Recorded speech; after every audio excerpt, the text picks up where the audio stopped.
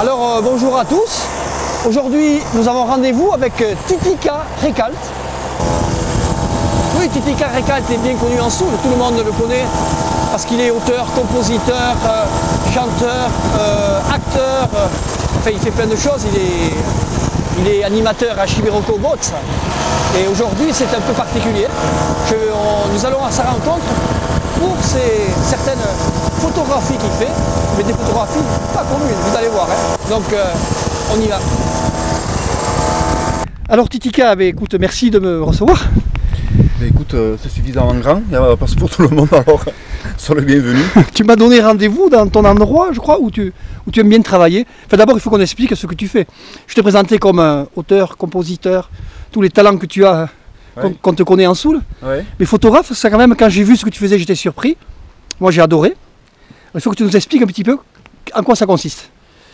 Eh bien, je suis pas photographe et je suis pas peintre non plus, je ne sais pas dessiner.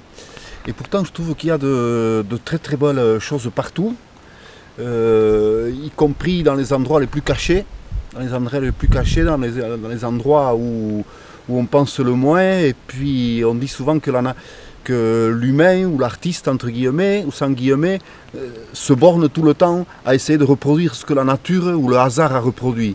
Et bien moi, plutôt que de m'emmerder à essayer de reproduire ce que le hasard ou la nature a produit, je vais le chercher. D'accord. Voilà. Raconte-moi alors comment ça s'est passé, comment tu as eu la première idée. Je crois que c'était en promenant ton petit. Voilà, je trouvais ça assez sympa, ce que tu peux me raconter. Voilà, ça fait de ça donc presque 10-11 ans, quoi, parce que mon gamin grandit. Et donc bébé, il fallait le sortir, quoi, à la poussette et tout ça. Et puis j'avais un appareil photo, et comme ça, sans penser à quoi que ce soit de particulier, je m'étais mis à prendre des photos c'était l'hiver là, et je voyais des toiles d'araignées prises par le givre. Et je trouvais ça beau. Tout simplement. Et donc je les prenais en photo. Et puis j'en ai accumulé comme ça, des feuilles tombées par terre, qui faisaient des espèces de dessins aléatoires avec une flaque d'eau, des trucs comme ça. Et puis en les regardant après sur l'ordinateur, je me suis rendu compte que c'était trop réel, qu'on voyait que c'était une toile d'araignée prise par le gel. Et je me suis dit, que ce serait, je sais pas, que c'était trop réaliste et qu'il fallait que je trouve quelque chose qui amène l'imaginaire à quelque chose de plus ouvert, on va dire ça comme ça. Et puis j'ai commencé, je sais pas, à chercher comme ça, comme une andouille, tu vois. Là, les gens me prennent pour je passe des heures comme ça. Je sais pas si on voit bien, mais comme ça. Je cherche, ici par exemple, là, c'est un assez gros plan. Je cherche des traces, des coups, des ratures, de la rouille, des machines, des éléments qui sont une espèce de composition, qui pour moi pourrait rappeler une composition d'un tableau, quoi. Mais alors là, la partie que j'ai montrée, elle est assez grande, c'est des détails qui ne sont pas plus gros qu'une capsule de bière.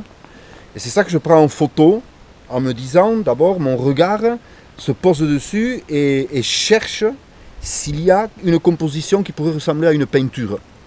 Et si je trouve qu'il y a quelque chose qui pourrait ressembler à une peinture, je la prends en photo, et puis après je l'amène chez moi, dans l'ordinateur, et là-bas je recadre, comme on dit, et puis s'il y a besoin de rehausser les couleurs, ou plus que les couleurs, c'est les contrastes, la lumière, les ombres que je travaille, c'est ça.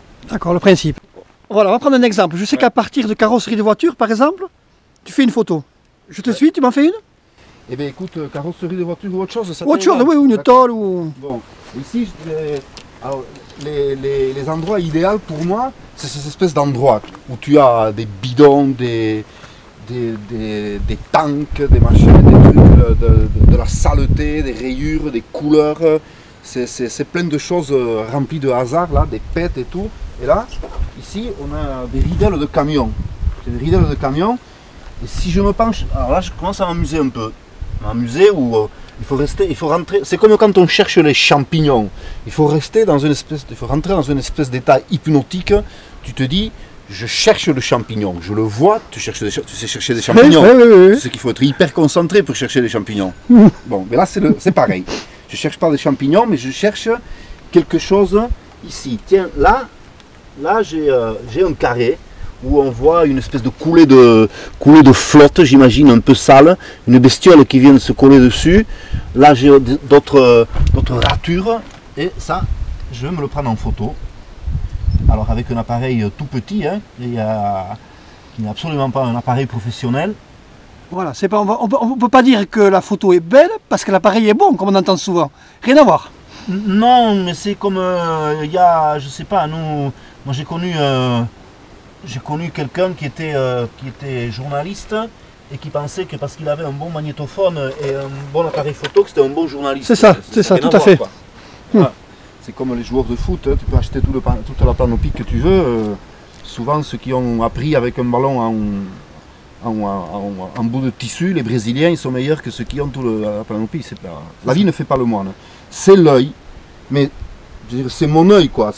En fait, ce que je fais, moi, c'est je propose à des gens qui veulent bien voir ce que je fais, je propose de voir ce que j'ai vu. Je n'invente rien, je ne crée rien, je pose juste un regard.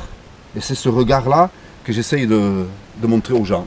Voilà. Mais écoute, justement, on va regarder. J'ai amené tu m'as laissé quelques petites photos de ton travail. Ouais. On va les regarder ensemble et je voudrais que tu me parles parce qu'il y a des choses qui me parlent pas mal, à moi qui me donnent des idées. Je passe voir des choses. Et je ne sais pas si l'artiste a le droit de dévoiler ce qu'il voit lui ou on laisse libre imaginaire. Ben, après, toi-même, quand tu regardes les propres photos que tu as faites, tu as ton imaginaire qui s'en va. Et moi, je m'amuse à essayer de trouver un titre. C'est ça. Mais ça ne veut pas dire que c'est ça que j'ai voulu faire. C'est après, l'image me suggère quelque chose. Et là, je recommence de nouveau, mon imaginaire se met en marche et je colle un titre dessus. Ça fait un choc comme ça. Alors, ça se veut poétique, c'est pas poétique, j'en sais rien. Mais en tout cas, voilà, c'est ça, voilà, il y a un nom dessus. Ouais. Cette image-là que tu as fait Bassandere, explique-moi, comment tu le ressens, toi? Comment tu l'as vécu? Comment je l'ai vécu, je ne m'en souviens plus. Mais comment tu l'as faite non plus? Comment je l'ai faite non plus exactement. Je pense que là je crois que c'était une espèce de conteneur en plastique passablement sale sur lequel il y avait des coulées et qui donnaient.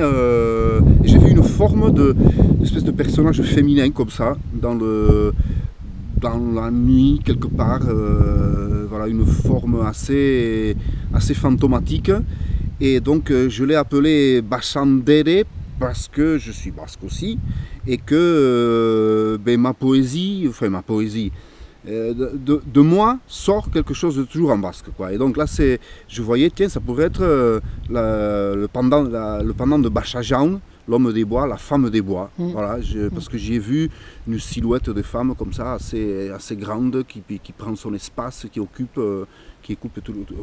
tout l'espace. Voilà. D'accord. Alors moi, si je laisse aller mon imaginaire, ouais. Comment elle s'appelle ça? Mélancolia, la mélancolie. Voilà. Mais écoute, moi je vois la mer, je vois une baleine, je vois un océan. Voyons, qu'est-ce que tu vois toi? Ben, moi je vois un œil et à côté de ça coule une larme. Ah, c'est pour ça mélancolie. C'est ça, d'accord. Et en fait, si tu veux savoir ce que c'est, ça, c'est une planche de pin qui était peinte en vert. Et il y avait un nœud de bois duquel suintait la résine et ça donne cette impression d'œil. Et à côté, cette coulée-là, c'est une coulée de résine qu'il y a. D'accord. C'est ça. Ici, je vois des petits pas. Oui, alors là, je ne savais pas trop comment l'appeler. C'est tipitan, ça veut dire dans l'enfance ou quand j'étais petit. On peut imaginer un gamin au-dessus. Une espèce de gamin comme ça au-dessus avec une tête et une espèce de corps. Voilà, alors il est petit, alors je l'ai appelé Tipitan. Quel est ton préféré? Un de tes préférés? Un de mes préférés. Je pense que tu les aimes. C'est difficile. Je sais tellement vu. Ah oui. Je sais tu as tellement travaillé. Je sais pas, je vais te dire celui-là. Ça s'appelle Odolaren Minsoa. Alors ça c'est à double. C'est un double. D'abord, c'est Odolaren Minsoa, c'est un recueil des versets qu'avait fait Salvador, le Bertsoulay, ses poèmes, et Odolaren Mintzoa, ça veut dire la parole du sang. Et là, dans l'image, moi, ce que j'ai vu, c'est une espèce de cri, comme ça, une gueule ouverte, un cri assez violent, avec, comme s'il y avait du sang qui sortait de sa gueule, où il y a quelque chose de la violence. C'est Odolaren Mintzoa, c'est aussi la violence qui peut sortir de nous. Et ce qu'il faut savoir, c'est qu'il y a une exposition qui est préparée, et à côté de mes textes, de mes photos, il y a des textes qui ont été écrits par un Bertsoulay qui s'appelle Sustrai Colina, et lui il a fait des commentaires sur ces photos-là. Et là, sur Odolaren Mintzoa, il parle de la violence qu'il peut y avoir dans les stades. Donc ces hurlements-là, cette violence-là.